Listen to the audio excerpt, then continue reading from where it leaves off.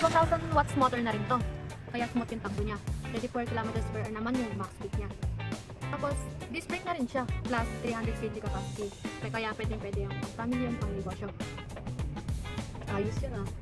Siyempre, dapat alam mo yung specs bago ka bumili. Seater to, diba? So, kasya 4. Pwede pang family, pwede pang negosyo. Alam mo ba, ito yung perfect na panghatid sundo. Tapos ito si Kuda Lion. Isa siyang 4-wheel passenger e-bike.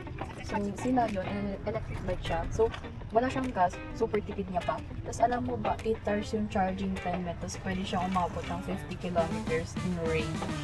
Alam mo ba? Kung bakit nasasaktan ka? Iniisip mo kasi na gusto ka rin niya, kahit na hindi naman talaga.